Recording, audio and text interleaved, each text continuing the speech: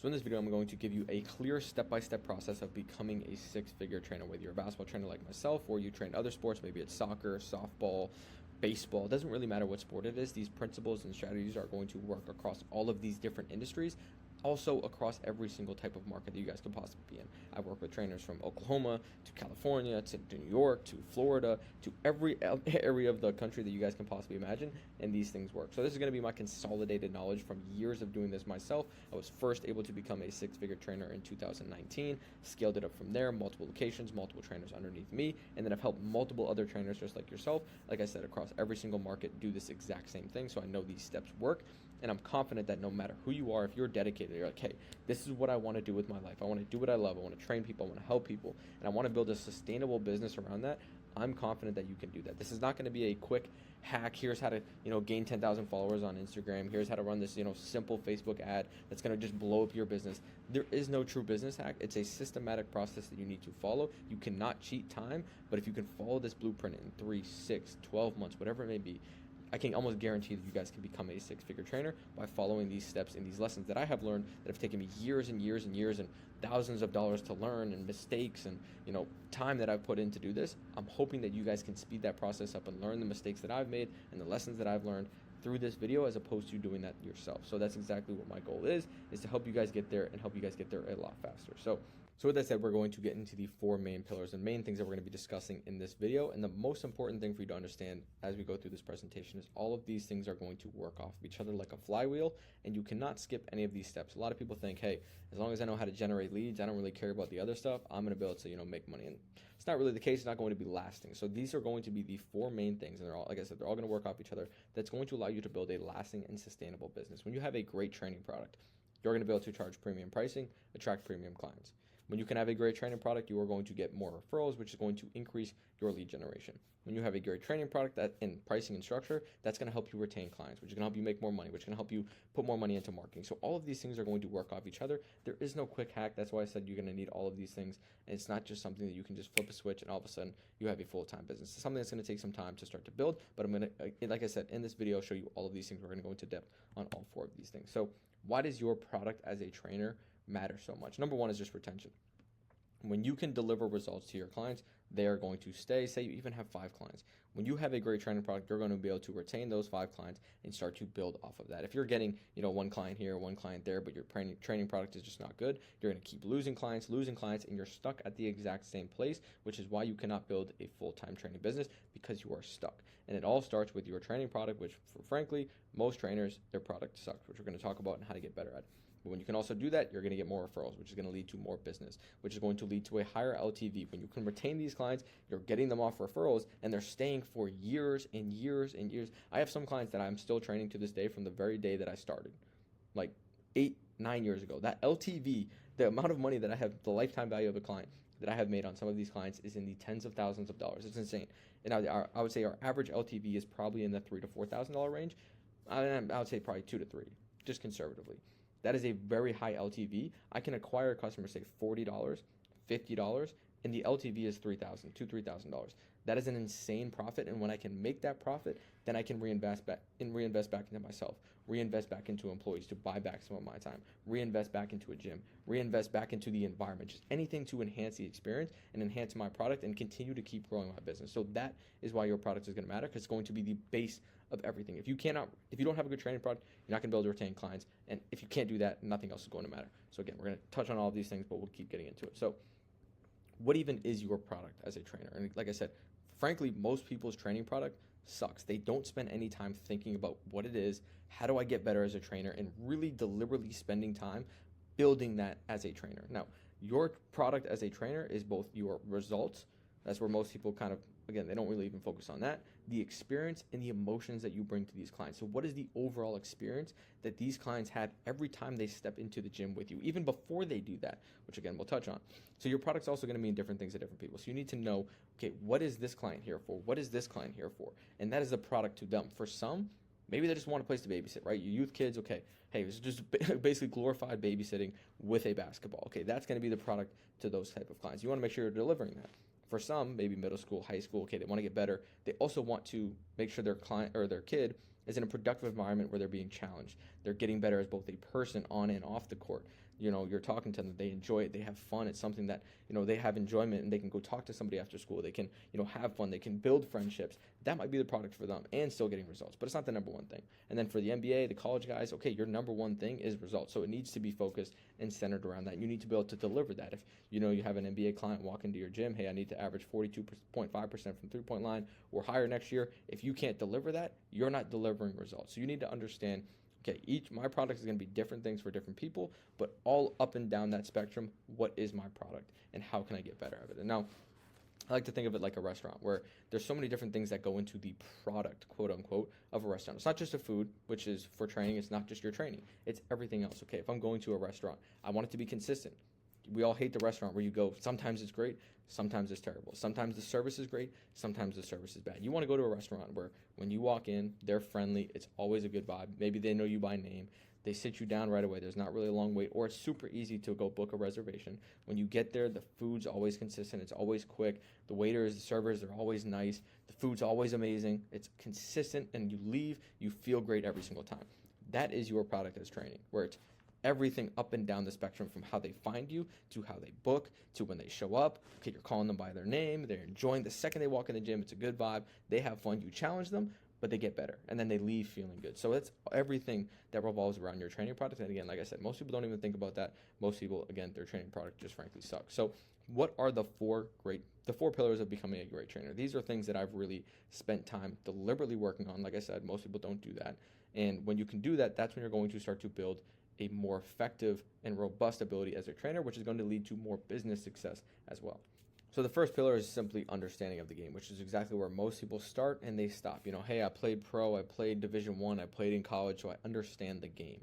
That's not going to be enough. You need to understand the game, but your goal as a trainer is to deliver that knowledge onto another client and then have them change and alter their behavior, which is going to translate over into game. So your actual ability as a trainer is how well that you can teach and how well you can alter behavior, which comes down to skill acquisition. And not only just, hey, allow them to do it in practice, but I need them to be able to do this in game. So that's where a really good understanding of skill acquisition, which I'll link some books down below where you can start learning about that, is going to be extremely important. Like I said, with the NBA client, the college client, if you can't deliver those results, you're going to have a very tough time keeping those clients and also building that type of clientele. And when you can deliver those results, that's where people are going to start to flock to you in numbers, because they know, hey, this guy is going to get you results in games when it matters, and it's going to stick, and it's going to translate. That is what those players want. So it's going to take an in-depth understanding of skill acquisition. Also psychology, understanding how these players think, understanding how they're feeling when they're being challenged, understanding how you can challenge them, understanding the wiring of these players' brains. When you can do that, you can better connect with every client that walks into your gym, and you can also better challenge them and lead them in the right direction and start to build that. Okay, this player is not that confident. This player, has negative self-talk. This player feels confident in training, or they try to show a lot of confidence in training, but really they're not that confident. And when you can understand these things, like I said, it's just going to better help everything. And then lastly is communication. Like I said, being able to build these connections, being able to build not only the players, but also with the parents as well, and then how to deliver your message. How can I get players to alter their behavior via the words that I speak? It's going to be extremely important. Not just being able to speak clearly, being able to, alter your tone, being able to communicate with these athletes to build that connection, but more importantly, to alter their movement, to alter their ability to learn. Every word that you say is going to have an effect on how they move and how they learn. So you need to start to understand, how is my communication going to affect that? Again, I'll link some books down below, but these are, I would say, really the four biggest things that if you can start to really understand these things. And like I said, most people, you have a great understanding of the game, but you don't have a great understanding of these other three things, which is going to lead to results and really just coincide with your product as a trainer. So how do we improve this at the end of the day? This is exactly how I did it. I read a shit ton of books. I've probably read 200 books around these topics in the last 4 or 5 years. Podcast, YouTube, mentors, go learn under great trainers. That's probably going to be one of the best things that you can do. Combining that with a lot of podcasts to really start to learn, reading, YouTube videos, but nothing is going to replace actually getting reps as a trainer. It's the same way with learning on the court. You can watch film all you want. You can practice on air all you want, but nothing is going to prepare you for the game like playing the game, like playing small-sided games and getting reps in those situations. Same thing as a trainer. So when you can combine first line, where you're learning, with actual reps and then trying to apply that information, and then also being challenged. That's the biggest thing that I see most trainers, they don't do. And for the guys that I've brought on to my training program that work for me, that's one thing that I'm very purposely trying to do, is throw them into the fire. Hey, I got a group of 9 today, or I got a group of 10. Figure it out. Hey, let's try a drill on this. Try to come up with something in the heat of the moment. Try to figure it out. So they're challenged where, hey, I got 5 guys today, 6 guys today. They're just getting a ton of reps, which is what's going to get you better as a trainer. So you're trying to then apply all this information that you're learning, and sometimes there's a gap between what you know and how you can actually apply it, and you want to shrink that gap as much as you possibly can while continuing to improve in all those areas, which just allows you to be more robust and better as a trainer. And the other thing is going to be reflection and iteration. You can train all you want. If you're not reflecting on these sessions, okay, where can I have been better? Maybe one of the best things that I used to do was, because I was filming content, is I would be able to watch back some of my sessions. Maybe you set up a tripod and you just film your workouts. You can see how you're talking. That is one of the best things that I did, is I could say, hey, I'm saying this word too much, or I'm speaking too soon after the rep. I'm not allowing them to think. Or, that drill, I could have done this better. I could have done that better. When you can reflect and then iterate, just same way for your players. It's altered behavior. If you're not changing your ability as a trainer and you're not, reflecting, learning, iterating, and then doing it all over again, you're just not going to improve as a trainer. And one of the key things that I always kept in mind, this was one of my main slogans for the first 3 years, really, is the more you learn, the more you're going to earn. The more you start to learn and really dig into the science of all these things and get reps and just try to become better, the more you are going to earn. Most trainers are just not world class at what they do. And if you can become world-class, you're probably going to be a good trainer. You're probably going to have a full-time income. But most people don't spend enough time every single day hammering away at their craft and getting better. So if you can do that for 1, 2, 3, 4, 5 years, I can almost guarantee, and pair with everything in this video, you guys are going to be good. So just keep learning, and I guarantee that you guys are going to keep earning. So that is exactly how I would improve this, and it needs to be deliberate. You're not just going to get better on accident. That's what most people do. I'm just going to train. I've been training for 10 years, so I must mean I'm a good trainer. Not true. We've all met people in every industry. I've been doing this for 10 years, and you still suck at it. Just because you're doing something for a certain amount of time doesn't mean you're going to be good. If you're not deliberate, if you're not intentional, if you're not reflecting, and if you're not purposely trying to learn, just doing something for a long enough period of time isn't going to be enough. So now to get into the product on the training side a little bit more, what makes you different? What is your unique selling proposition? For me, it was my deep understanding of psychology, of skill acquisition, of doing small-sided games. This was much more revolutionary now or then than it is now. A lot more people are starting to do it, but that's what made me unique was, hey, I'm approaching this training from a scientific perspective, from a tried and true methods, and I have a reasoning to everything that I'm doing, not just doing what has always been done. So that was my unique selling proposition, which made me unique. And a lot of people say, oh, I played Division I, or I was a pro athlete. That's what makes me different.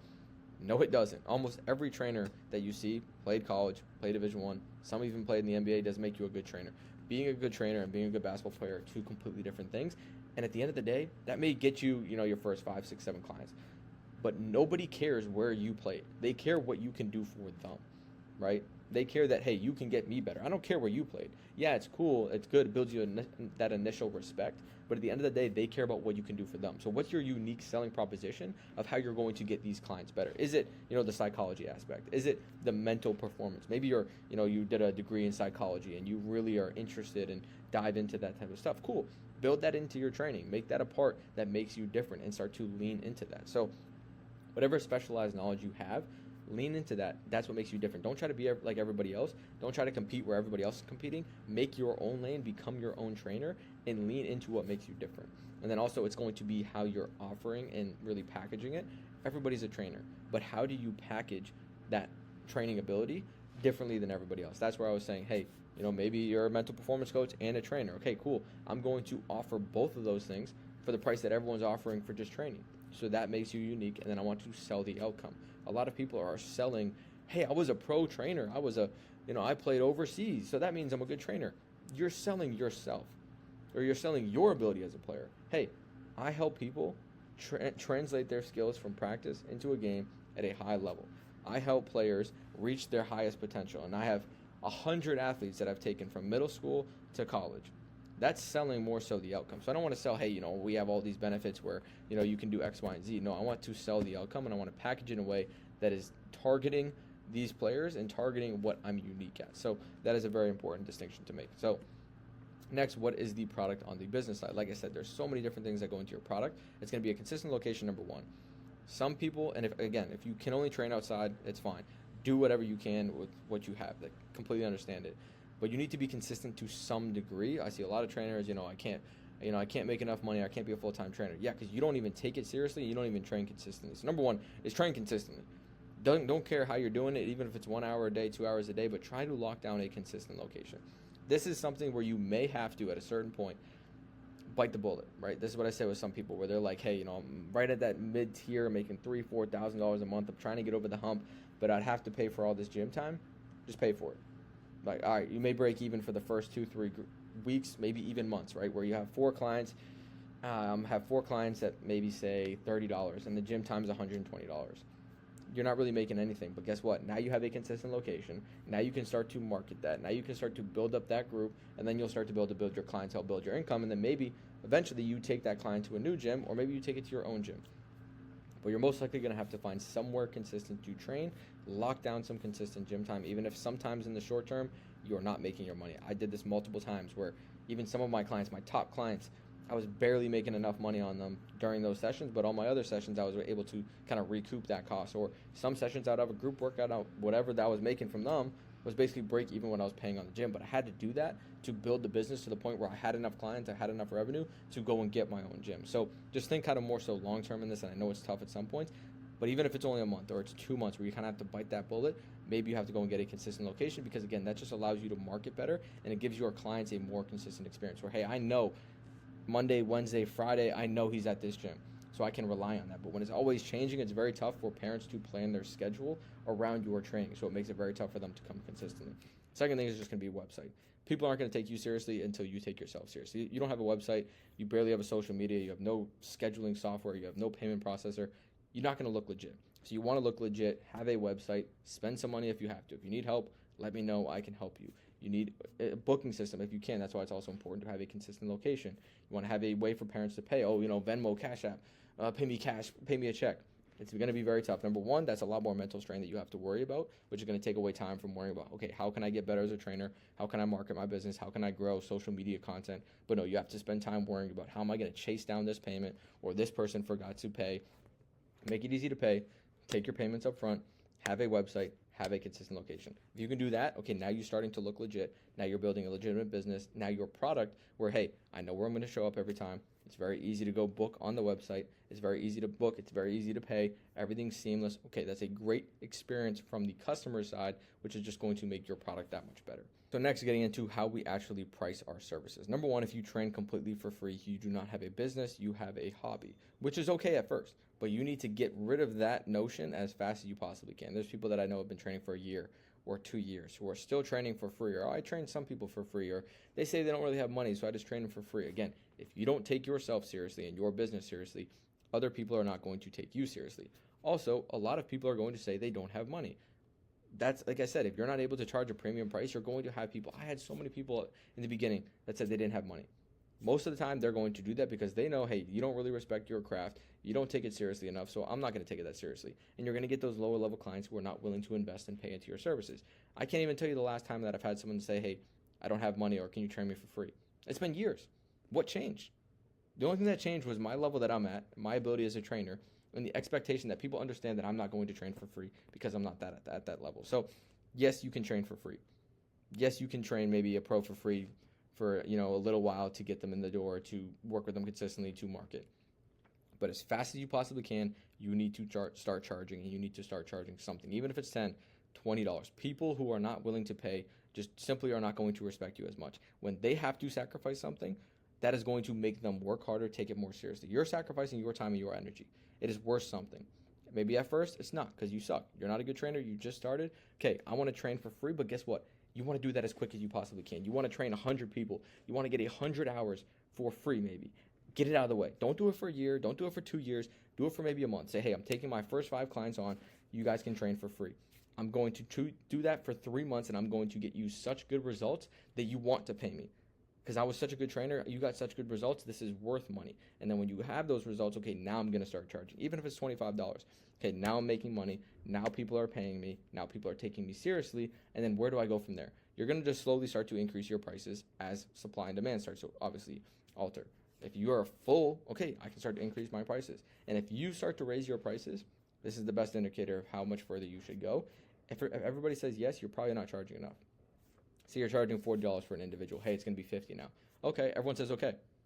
then it's worth more than what you're charging. So you do have room to increase, which doesn't mean you always have to be at the absolute peak of what you can charge, but just understand that, hey, if I have 10 clients and I say, hey, price is going up, and they all say yes, okay, that means you're doing a better job, you're getting better, they see it as more valuable, and then cool, you continue to move up the ladder. And yes, some people may drop off, you may have 10 clients and then one person drops, but then you'll bring somebody else new on who's paying at that price, and that's okay.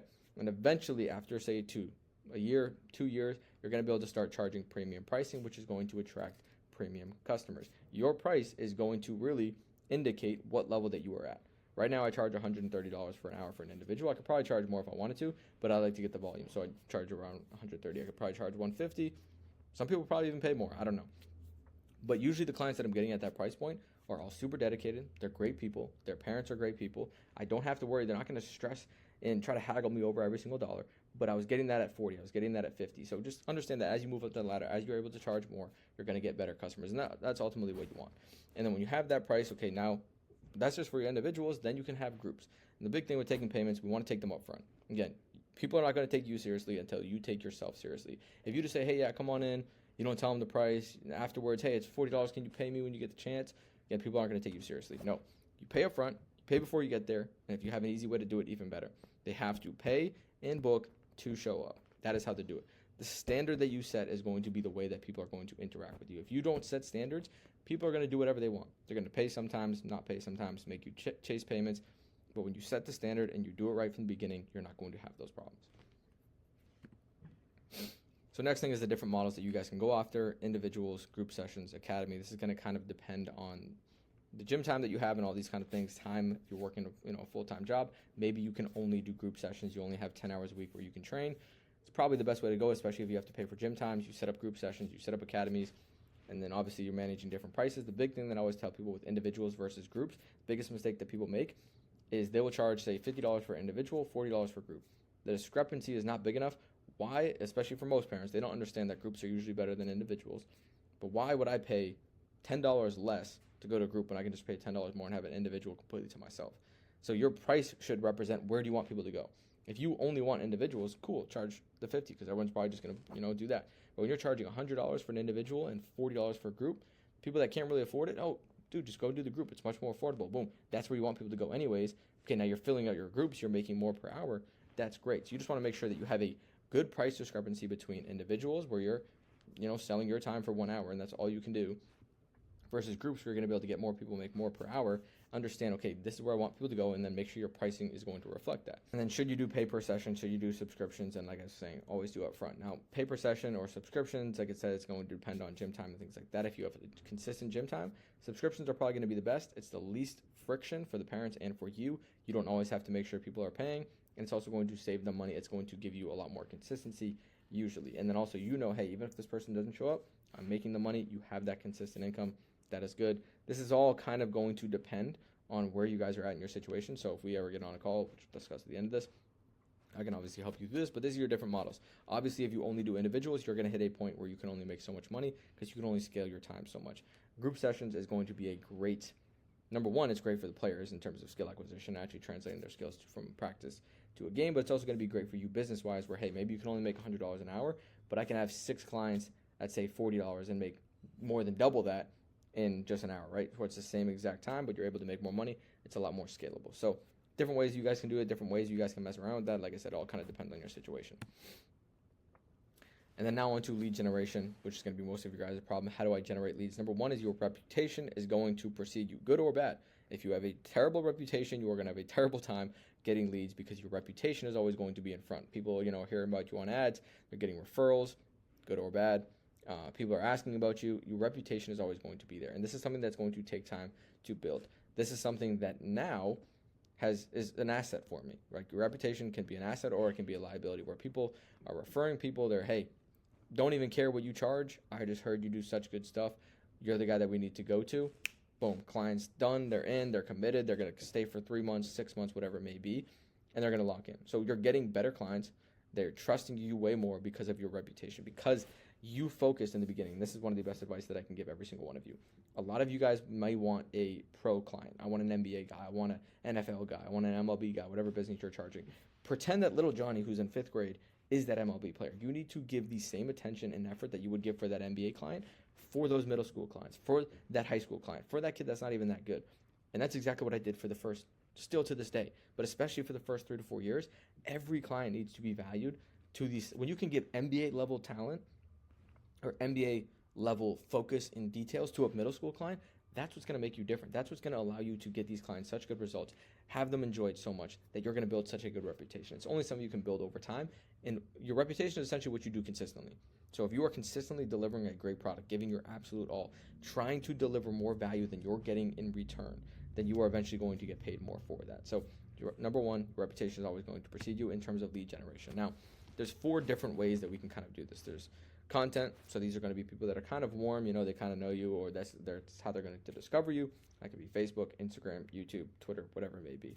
Then you have referrals, or affiliates. So these are going to be people that are referred to you from your current clients, or it could be people that you are connected with that are sending you clients via affiliates. Now, the third one is going to be outreach. So this could be cold, this could be warm, these could be connections that you have where you're trying to lean on. Hey, heard you got this player at this school, would love to connect with them, love to get them in for a training session. What can you do? Or you're reaching out to people that don't know you, head coaches, AAU coaches, programs, directors, whatever it may be.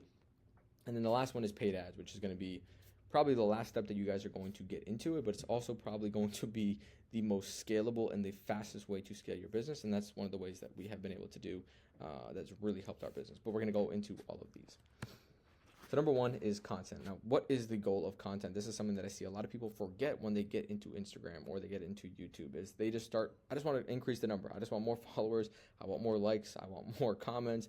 And that's what they start to focus on. So all of their content just revolves around getting these likes, getting these followers. And I can't tell you the amount of trainers that I have seen with a large following. I've seen some in my own market. They have 100, 200, 300,000 followers. They try to run something, and I've seen it. I'm telling you, in my own gym, where someone tried to run a free clinic with 400,000 followers, had 2 people, ran an ad, spent money, had 2 clients show up with a 400,000 follower Instagram account. And that is where you lose kind of what is social media all about. You're getting on social media. If your goal is to grow your in-person business, make sure you stick to that goal. Make sure you're using it in a way that is going to lead to that end goal. So understand that not all followers are equal. Just because you have 400,000 followers doesn't mean you're going to grow your business or those clients are going to lead to you actually making more money. So one of the ways that I kind of like to think of this is think of your Instagram or your social media as a walking business card. This is something where people hear about you. They see your ads. Someone gets a referral. I'm going to go check out their Instagram page. You want the person that's going to want to sign up and come to your gym to want to respect that. You want parents who want their kids to go there and be like, this guy knows what he's talking about. That's high quality stuff. That's very helpful, educational, informative, good content. Where most people do the other thing. Hey, I'm going for, 5 viral videos that are going to get me a lot of followers and likes.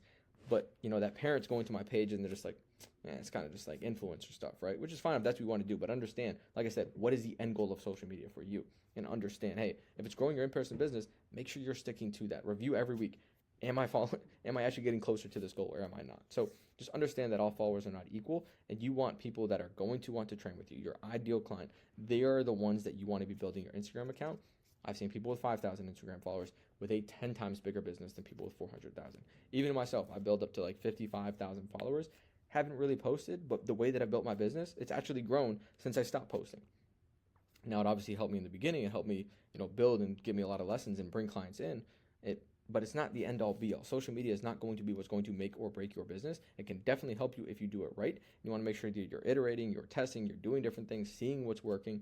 But just because you're posting on social media with a lot of followers does not mean you're going to grow your business. A couple quick key hitters, tips, things that you guys can do. Number one, always be active on your stories, tagging your clients because they're going to repost it. And if they're constantly reposting and people in their circle, which are local, are going to be seeing that, then they're going to get curious.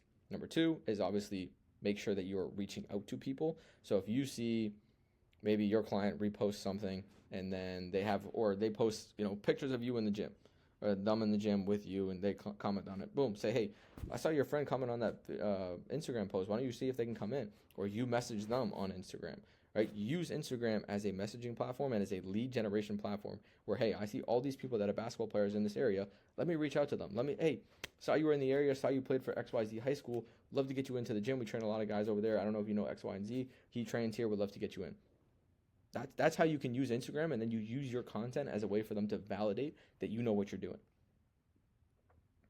So a lot of people just use Instagram in a very passive way where it's post, post, post, but they're not active in trying to go out and get these clients. Also on your story, hey, make it easy for people to inquire because I'm going to wait for someone to message me. Post a story. Hey, are you in this area? Are you looking to train? If so, just shoot me a DM. We'll get you in the gym. Boom. It's easy. It's a very easy way for people to just respond to the message. Sometimes they're seeing your stuff, but they just never get around to, going to your website, to filling out a form, but they're interested, but they're just not, taking action to do that. Make it easy, or you go ahead and take that action, message people, have other people reposting your stuff, and then obviously following up with all that kind of stuff. That's how you're going to be able to use content and social to actually build your business. So next one is outreach. So there's difference between warm and cold outreach. Number one is when you're starting out, eliminate and just exhaust all of the warm leads that you have. So people in your contacts that coaches, AAU, your players that you've trained in the past, reach out to everybody. Hey, just started training, would love to get you in the gym. If they're, a coach, hey, I just started training, would love to come in, run a free workout for your team, whatever it may be. Maybe it's a past player.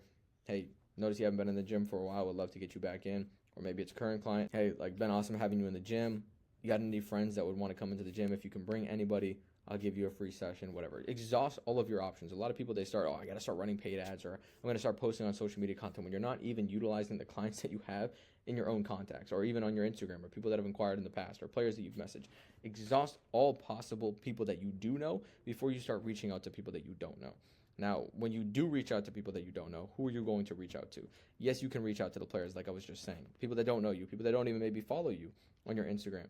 Players, all that stuff. But the best people to reach out to are what I call gatekeepers. So who are the people that have all of the players that you want to train underneath them? That's AAU program directors. That's high school coaches. When you can connect with them, then you essentially are connected with the person that holds the keys to the kingdom, right? They have 10, 20, 30 players every single year that they have coming through their program that they can potentially send to you. When you can build good relationships with them and you can give them a great product where, hey, when you do reach out to them, think of, okay, what's going to benefit them? High school coach, they want to win games. They want to get their players better. And some states, whatever the rules for how they can train their players is a little bit different. But for at least out here, it's, hey, you can't train your players during the off season. So I would love for your players to come in, train with us. I'll get them better, send them back to you. You're going to win more games. You're going to look better. Obviously, you're not going to say that, but you want to think in terms of their shoes. What's going to benefit them? A lot of people mess up when they do cold outreach because they're just thinking of, hey, I want to train your guys. What can we do? That's all about you. No. How can I benefit you? Where if you're a high school coach, hey, coach, we'd love to come in and run a free in-season workout for you guys, or during the off-season for an AAU program. Or, hey, coach, noticed you were coaching this school. I train one of your players. Would love to get more of your players in, see if they enjoy it. And if they do, I would love to train them, and I would love to give them all a slight discount if you recommend any of them to me. That helps him. It helps you. It's a kind of a win-win situation. So that's how you want to outreach to these people, and that's who you want to do that for. Now, the third one is going to be referrals or affiliates. Now, when do you ask for referrals? The best time to ask is right after your clients see their best win. That may be a month down the road. It might be 2 months down the road where they're, hey, not really that confident, not really doing well in games. Boom, they have a really good game. Next time they come into a session, you're like, hey, we've obviously gotten great results. Is there any people that you know, or any of your buddies that you would want to bring into the gym? Sometimes all it takes is asking. Legit. Most people just never ask, so they just never think. Most people are in their own heads. They're worried about themselves. They're worried about their own life. So they're not thinking, how can I bring more business to TGL training? No, they're thinking about themselves. But when you can ask, hey, you got any buddies that, you think would want to do this? Sometimes they're like, yeah, dude, I got 3 people. All right, cool. Bring them all in for a workout. They can do a free workout, see if they enjoy it. And the next thing you know, 2 or 3 of them sign up, and now they're clients. But sometimes you just need to ask. Now, the next thing you can do is incentivize them. So you can incentivize these referrals through a lot of different things. You can do, hey, we're going to be running a 1-month referral system where this could be ongoing, where, hey, when they sign up, you say, hey, if you can bring me 1 client, I'll give you a shirt. If you bring me 2, I'll give you a hoodie. And a lot of these younger guys, they love the merchandise, especially if they've been, training with you for a while. They want to rep the brand. And then if you bring me 3 clients, I'll give you a free session and all that other stuff. If you bring me 5, I'll give you a free month of training, right? You can incentivize these referrals where they're always thinking, who can I refer? Who can I refer? Whereas now they're doing a lot of the marketing and the work for you, especially when you have a great product. They're going to want to talk about it because they're going to get credibility where, hey, I put, it's like when you were maybe even younger, even now, I put you onto that. When you're the guy to put people onto something that they fuck with, that makes you look cooler. You know what I mean? So that's kind of a way that you guys can incentivize that. And there's obviously other ways you can do it, but that's a very simple way to do it. Now, who do you have as affiliates? Like I said, You could use the gatekeepers where, hey, every person that you send to me that signs up, I'll return you $40. Or every client that you bring me, whatever it is. And usually, like say you're going to pay ads, you're going to probably pay $30, $40, $50 to acquire a customer anyways. You might as well pay it to somebody who you actually know, who brings you consistent business, as opposed to just, Facebook or Google. You know what I mean? So you can set up a way like that. It could even be physical therapists. Where are your clients at? Who are, the gatekeepers, if you will? And then how can I reward them for sending me players consistently? Like I said, whether it's high school coaches, AU program directors, physical therapists, strength and conditioning coaches, connect with them and start to build an affiliate program, or maybe even it's a one-to-one where, hey, I'll send you guys, you send me guys. Sometimes it's not always even, so it's better to just, hey, $40, $50, money talks. When they can send you 10, 20 people, that's going to make them money. They're going to want to do it. They're going to be, hey, I'll actually go out of my way to try to refer people to them. So that's another great way that you guys can start to get more clients through affiliates. So last one is paid traffic. This one took me a long time to learn and to figure out. So if you're going to figure it out, it's going to take some time, or you can hire somebody like myself to come in and help you do that for your own business. Like I said, I've tested all of these different things. I can just walk right into your business, turn them on, and it's going to work. So first off, which platform is best? Google, Facebook, Instagram, it's all going to kind of depend. One thing that I think you should really pay attention to is the timing of the ad. Google ads can be great. You're probably going to pay a little bit more, but usually the customers are going to be higher because they're already searching for that. Facebook and Instagram can be great for a little bit more volume. Maybe you get some bad clients, some good clients, but again, it's just another way to do it. The timing of the ad is going to be the most important thing. The best times that I have found to do this is the month before the season, the month after the season, or the beginning of the school year, because that's when people are starting to get in rhythm. Okay, where am I going to be training? What days of the week is my kid going to be here or there? So they're starting to get into a new rhythm. So anytime that those rhythms are breaking, or right after the season, hey, you didn't have a great season, looking for a place to train, boom, come to us. Or you're looking to train, trying to tune up before the season, that's when everyone's looking, like their senses are heightened, looking for something that's going to solve their problem that they're going to have to face, or that they did just face, where they didn't get playing time, they didn't have a great season. Okay, I'm trying to solve that problem. You come up, boom, you're going to kind of convert a lot better on those ads. So I would really time your ads to those times.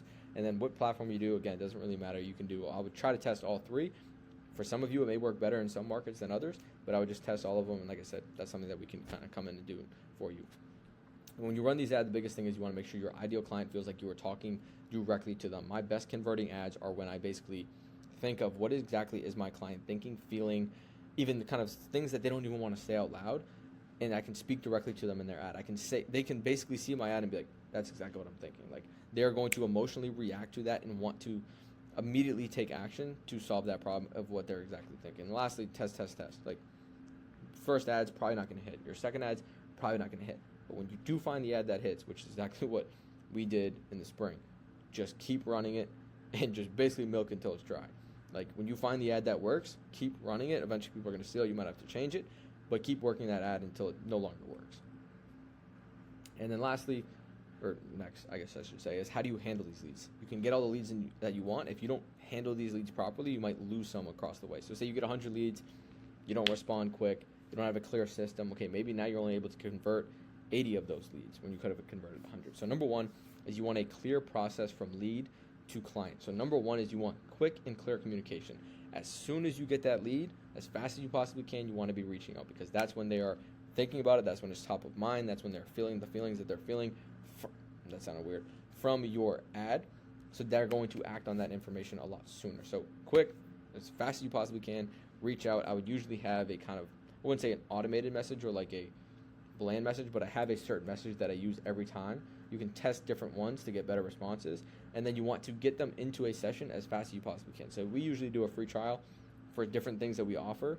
We do kind of like an intro offer, or maybe it's like a tryout evaluation, or it's just a free trial. So you want to get them in as fast as you possibly can. You can lower that barrier to entry with a free trial or intro offer, or you guys could even do something like, hey, it's $10 for the session, but if you enjoy it and you want to stay, we just credit that towards your next thing, so it's essentially free. If you don't, we'll give you the money back, so it's free. So there's different ways you guys can do it. If you're getting too many leads, maybe you have to, it's a half-off session as opposed to a fully off session, depending on your situation and what you do. But how you handle those leads and then how you turn them into your clients, you want to make sure you have a clear process, which is exactly what we've kind of built out over the last 10 years, if you will. And then lastly, all the leads in the world don't matter if you can't keep them. So a quick example of what I mean by this, these are two different businesses. This is over 12 months. So say you have 25 clients right now at $250 a month on average. You're gaining 5 clients, you're gaining 5 clients. Both businesses starting at the exact same point, gaining the same amount of clients. One is churning at 5%, one is churning at 15%. In a year, one of them will be making almost $14,000, the other will be making $6,700. Essentially a double, right? It's a completely different business, and that is just on churn. So just on your ability to keep clients. So there's obviously a lot of different things that we do within our business to retain clients, but you want to make sure, start reading books, which again, I'll link some of these things down below, so you can start to learn and start to kind of refine these processes. But all of the things that I talked about in this presentation are things that you need to consciously pay attention to and really start to deliberately build. Like lead generation, you need to have systems. Client retention, you need to have systems. That's why I say here, you need systems for all of these things, or you're leaving your business up to chance. You are hoping and praying that you get clients and that you keep clients. Like, you cannot rely on hope. That is not a good business strategy. Like I said, I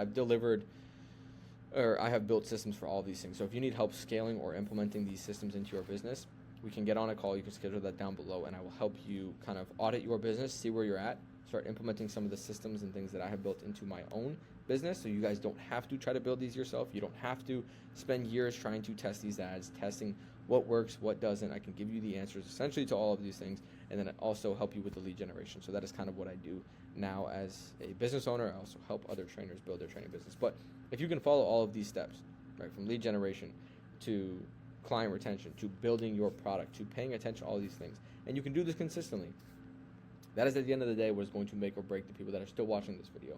Number one, if you've watched 45-ish minutes of this video, you're probably pretty dedicated. So I would assume that you are going to become a full-time trainer. It's not if, it's a when. So as long as you can do this consistently, and the faster that you can iterate and get through all these steps, the faster you're going to become a full-time trainer. So hopefully this helped you guys. If you guys want any other specific videos on any of these, like I can make a video on almost every single point that I talked about, just let me know down below in the comments, and we'll be posting that for you guys soon. So hope you guys enjoyed. See you guys in the next video soon. Peace.